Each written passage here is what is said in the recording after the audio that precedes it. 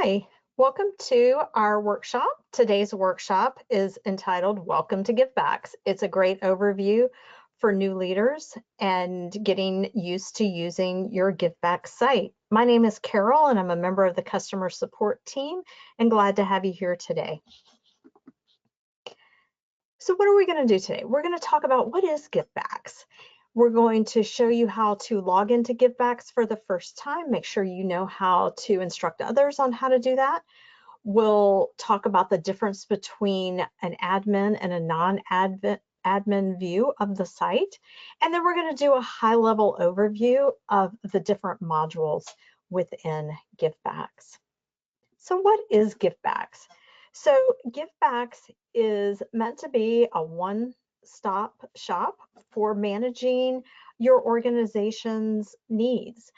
You're going to get fundraising tools where you can create and run your own fundraisers, and as a great benefit, you'll be able to keep most of the funds that you're raising for your organization.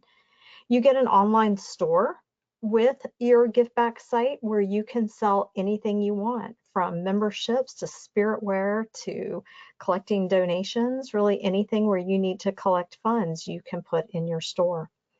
You also have a great way to manage your supporters or contacts. All their contact information will be easily stored in your Givebacks site. You also have communications tools that help you to stay in touch with your supporters. Those include being able to send messages, newsletters, there's a calendar feature, and the ability to create and design your own website. There are also reporting and compliance tools. And then you have the Shop to Give program, which is a great way to do passive fundraising. And we'll talk about all of these things. Also to just let you know, while we're going to be going over all of these at a high level, as we get closer to the back to school season, we will start running a series of workshops that will delve into each of these areas in a lot more detail. So let's start off by logging in to Givebacks. One of the easy ways to do that is to simply go to givebacks.com. You'll land on this page, you can go to the login button, and since most of you are admins, you'll want to go to the for K through 12 admin link. That'll take you directly to this login page. You can also get to this page by going to app.memberhub.com/login. And the page is going to look the same. Now, the very first time that somebody wants to log into Givebacks, they'll actually need to click on this Create an Account button where they'll fill in their contact information, create a password, and then they'll be able to sign up. But I am going to go ahead and log in. And you're going to land on the welcome page. So for an admin, it's going to list the organizations that you're tied to as an admin, and you can just select your organization to get to the dashboard. If someone is not an admin, they're not going to see a list of their organizations. One way they can get to it is to click on the profile icon up here, select My Profile, scroll down to the other organizations and find the organization that they want to log into and just click their role there. There is an easier way, and I'll show you that as soon as we get logged in to the dashboard. So I am just going to select this demo site that I have, and it is going to take me straight into my Givebacks site. Now, I do recommend for people who are not admins that you just give them a link to your dashboard. And if you share that link with them, when they use that link, they're going to automatically be prompted with that sign-in box. And so once they sign in, they'll go directly to the dashboard. So that's going to be your easiest way for your non-admins, and your admins can do it that way too. So just save that link. All right, so here we are on the dashboard.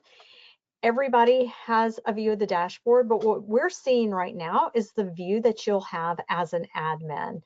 You'll see the toolbar on the left-hand side has a lot of different tools to help you manage your Giveback site. And then your dashboard has other information. Now, non-admins, they're going to be on the same dashboard, but they're not going to see as much information as you do.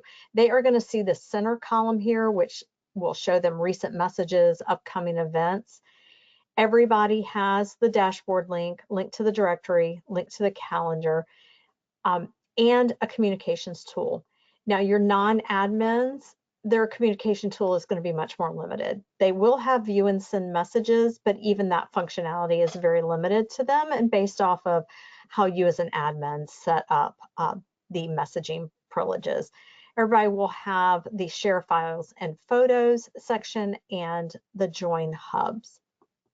But all these other tools are going to be just for your admins. And then everybody has these quick links, which includes a link to your store. So let's just start going through your different tools and talking about what you have. So we've talked about the dashboard. Next is the directory. And this is a list of all your contacts. And this is where your non-admins will go to see how they can get in touch with other members of the organization. There is a filter button over here, and you can change the view to be either by individual or by family. So if you choose the family view, if people have added their family members through their profile, then you'll see them grouped as a family on this page. You as an admin have some settings that you can adjust for your directory. At the top, you get to decide who can see the directory. I have it set so every one of my contacts can view the directory, but you can turn off the directory if you want to and only allow organization admins to see it. If you are a PTA where your state PTA has a partnership with Givebacks, you're also going to see this third option, which is to allow only current year PTA members to view the directory. So that gives you a little incentive for getting people to join the PTA. A couple of other settings right here. And then the last part is where you can determine what information you're going to share in the directory. These are the only options. It's person's first and last name, their email address, their phone number, and their picture. The picture will only show if they've actually loaded a picture in their profile. And regardless of what you choose, an individual can always go into their profile and choose to share less information than what you have set it up to share. Next is the calendar. And this is one calendar for your whole organization, and you can put events on here. You can create new events. You can push those events out to people through email, and you can also collect RSVPs. Now we're going to go down the toolbar, but I am actually going to start with contacts before we talk about communication. So I'm going to click on contacts and it's going to show a submenu, and I'm going to click on manage contacts. And this is a page that you're going to spend a lot of time on. This is your list of all of your contacts that are in your contact database in your Givebacks site. You can see the person's name, their email address, and what roles they have in your organization. If you see the little plus and a number, you can hover over that to see additional roles that the person has.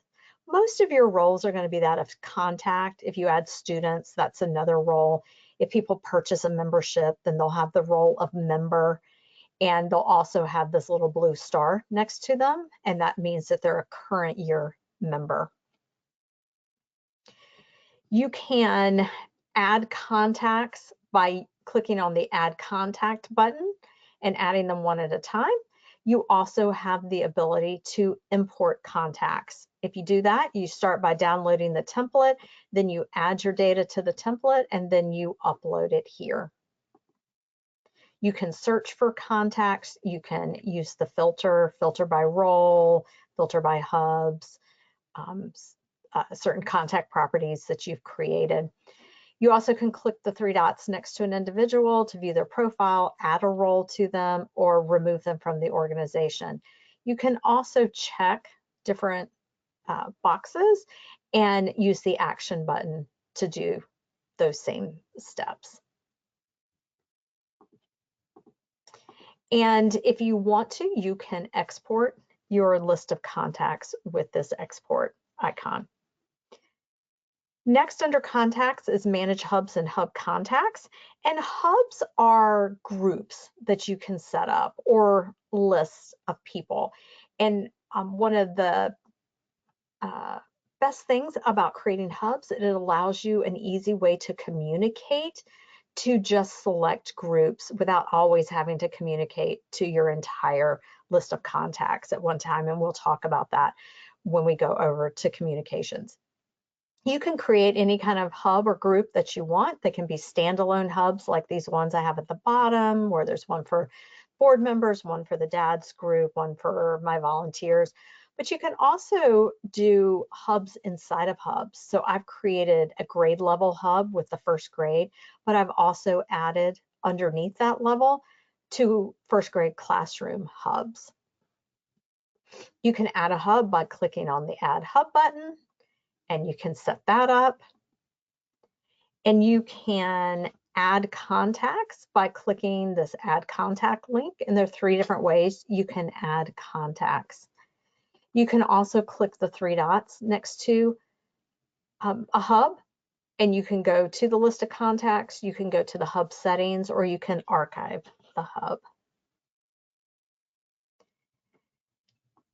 The next item is create contact properties. If there's additional information that you want to collect about your contacts, then you can create contact properties.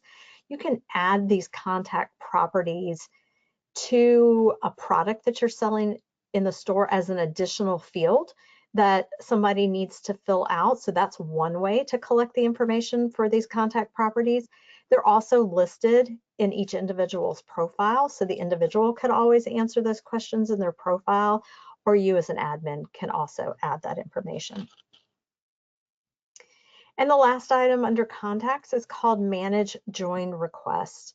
There is a way where you can create a link and provide it to your organization, and when people use that link, they'll be taken to a form where they can put in their contact information and request to join your organization as a contact. This is not for joining as a member, but to just get their name in your contact database so you're able to communicate out to them. This is the back end where you would see the list of the people who've asked to join your organization, or they also can join hubs this way too. And you can take a look at the list, you can select the different requests and choose whether to accept or reject those requests. To create the link, you can go to Settings, which actually jumps us down to the Settings section on your toolbar. And there's information about your organization, but if you scroll down, you get to the Site Joins information. You'll start by enabling your Site Joins page. You can choose to just auto approve all the requests where people want to join your organization. This is the link that you would share with them. You share this link, it will take them to that form where they can fill in their information and request to join your organization.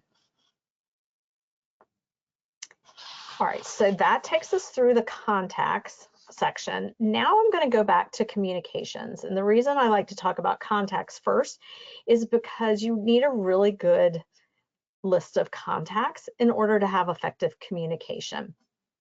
So with a communication, you can send simple messages, just email messages. You would just click new message.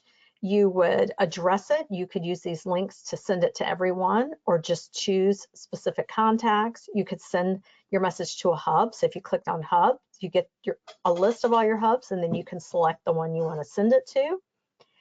Or you could choose to send just to a certain role. So if you just wanted to send a message to your members, you'd click on role, select members, and it would address it and send it just to your members.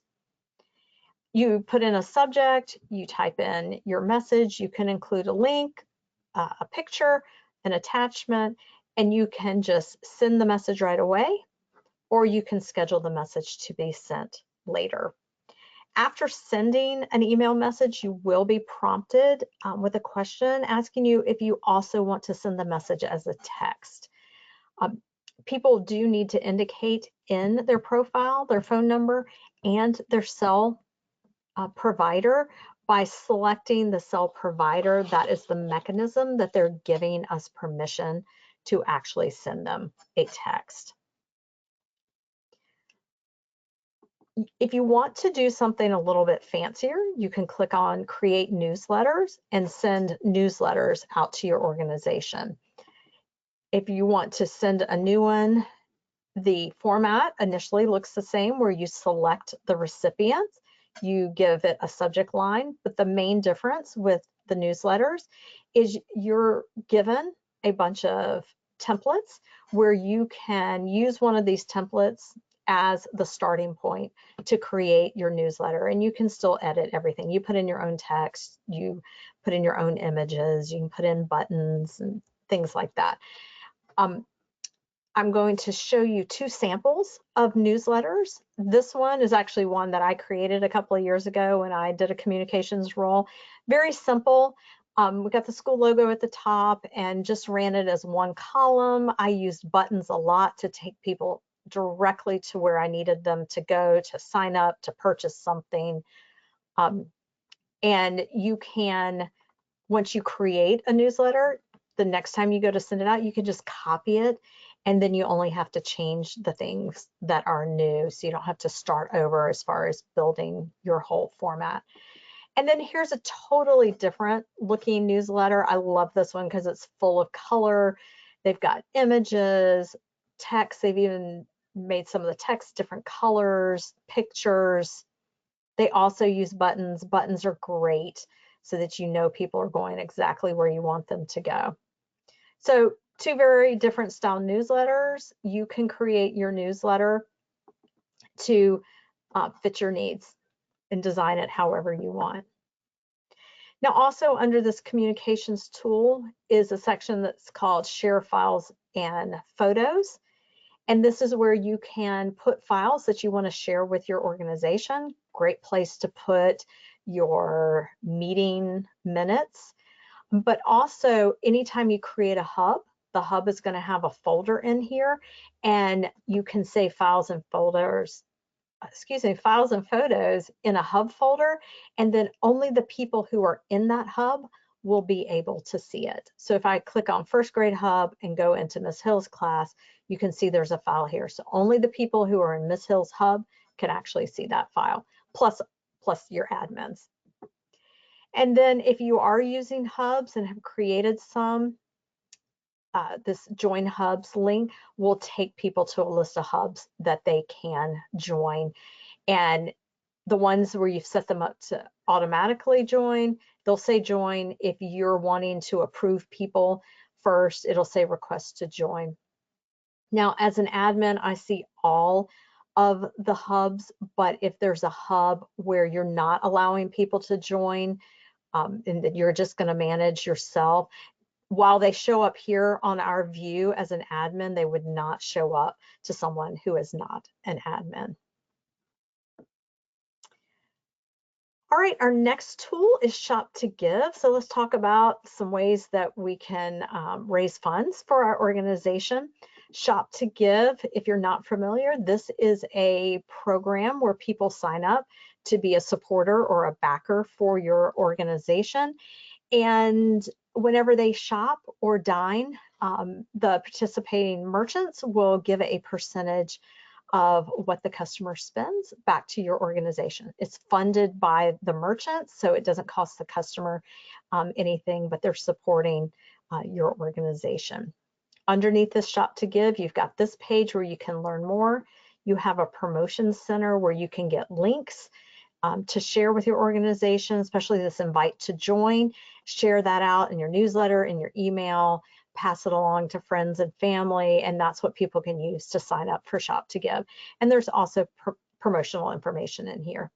And then the Shop to Give metrics is a dashboard, so you can look and see how many backers you actually have. You can see a list of who the backers are, how much they've raised, and some other helpful information. There's also a fundraising section. I'm actually going to flip back over to my slides for just a second.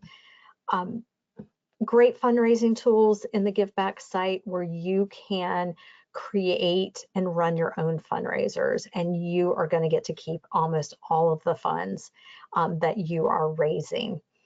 The tool walks you through the entire setup. You have lots of options. You can customize the look and feel of your pages. You can do a-thons, which are your walk-a-thons, your fun runs, readathons, whatever you can think of, where the kids do an activity to raise funds. Crowdfunding is a great way to just raise money. You're asking people to help contribute.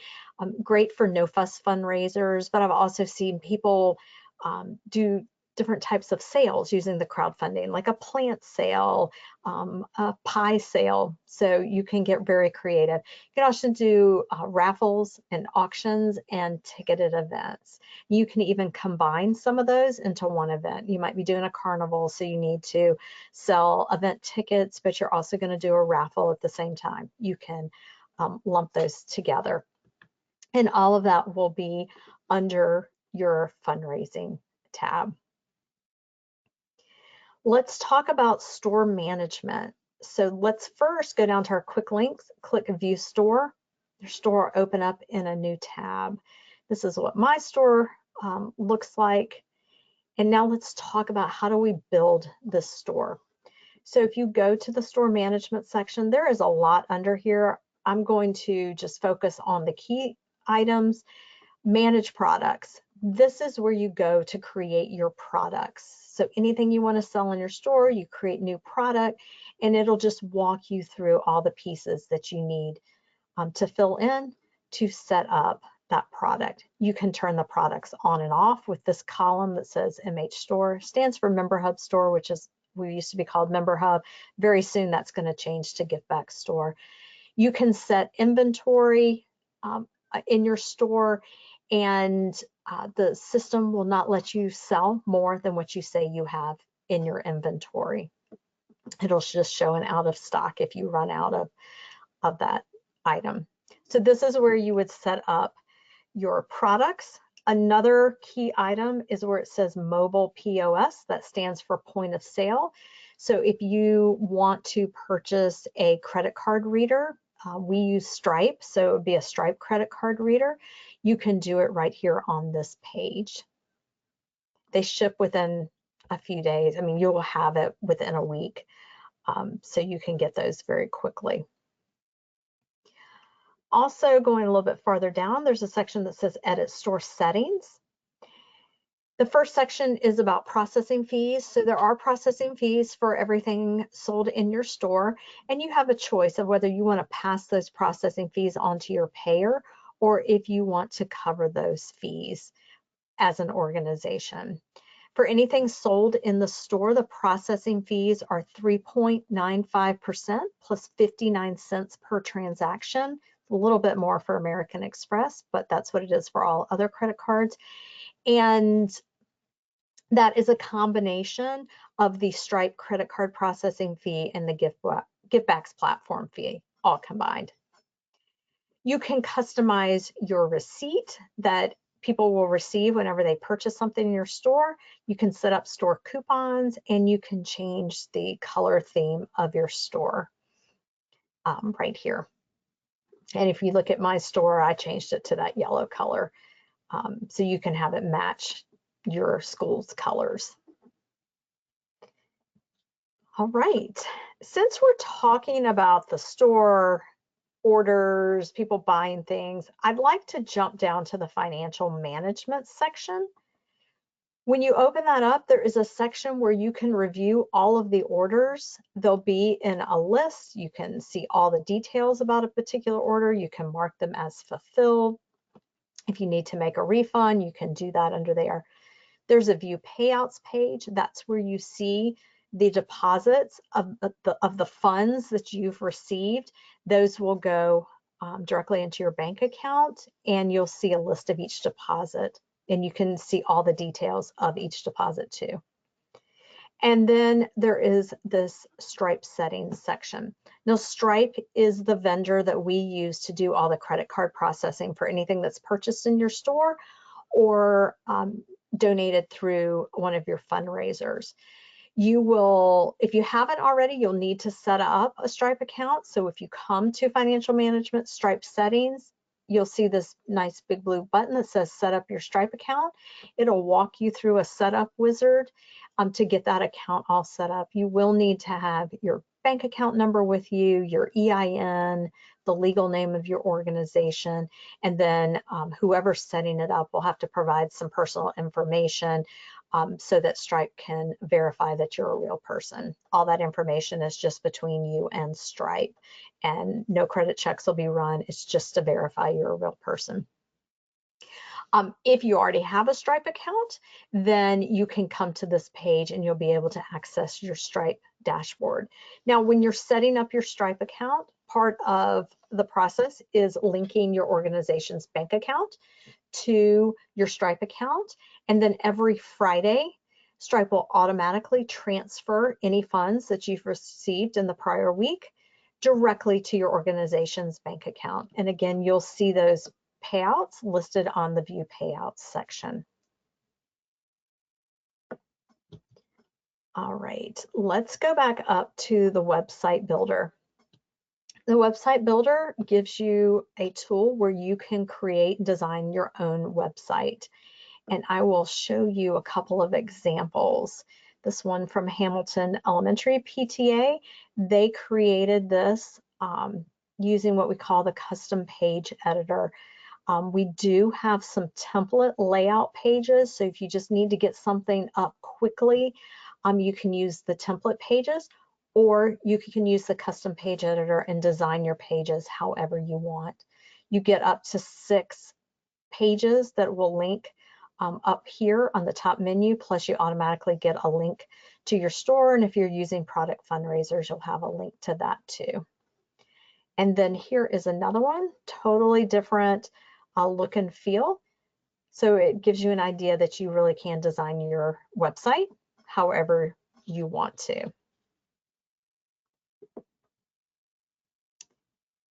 All right, now let's talk about memberships. You will sell your memberships in your online store right alongside your other products, but it's important that you actually set up your memberships in this membership section, and I'll talk about how to do that in just a second. The first item under memberships is called Manage Members, and this is a list of everyone who is a current year member. If people purchase their membership through your online store, they will automatically be listed on this list. You don't have to do anything. This page will automatically be populated. If someone pays with cash or check outside of Givebacks, then you just come in here, click this button that says Add Cash Check Member, and you enter their membership manually so that you have a complete list. You can export. Some state PTAs will allow you to import members. If you have the ability to import, you will have this link here. If you don't have the link, then you're not able to do an import. The membership types that you're going to sell are set up under Manage Membership Items. If you are a PTA with a state PTA relationship, then your state PTA will have already preloaded their standard membership types, and they'll be indicated with a check mark in the state member type column. You are free to use all of those, use some of them, turn the others off, turn all of them off, create your own. You can do any of that. If you're not a PTA, your page will be blank to start with, and you just start creating your new membership items. The format looks the same as creating a product. It's just important that you create them on this page and not on the products page. You can get creative. You can do family memberships where you set the number of members that can join with that particular membership product. You could do things like membership levels. I set up this bronze, silver, gold level, really anything that you want. And then if you are a PTA, you can pay your state dues directly through your Giveback site under Remit State Dues. If you owe anything, it'll show in this yellow banner. Only the president and the treasurer can pay the dues. They're the only ones that'll have the Send ACH payment button. And there is a place in the compliance section that we're going to talk about next where you list your officers. So they have to be listed on that list to be able to have access to pay those state dues. So let's talk about the compliance section for our PTAs. There are two critical areas. One is update officers. So you would come here and you're at the time where you're doing the transition. So you might want to come on in, change the drop down to next school year, and you just click add officer, enter the information, and then you start building your officer list. This is the list that I was talking about.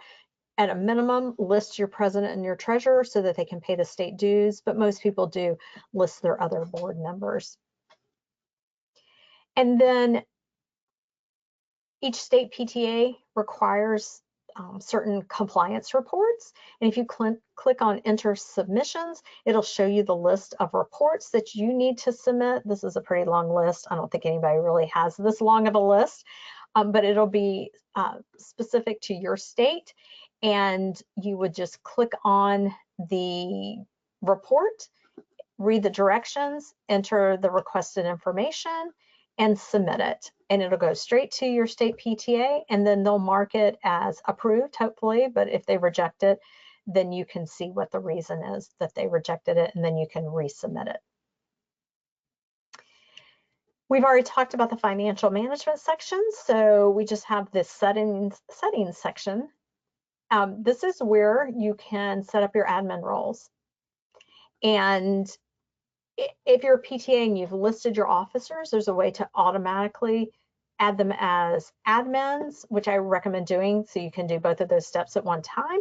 But anyone can come to this page and add new admins. You just click on new admin, fill in the name and email address, decide whether you want to get full admin access or whether you want to customize the access that somebody has.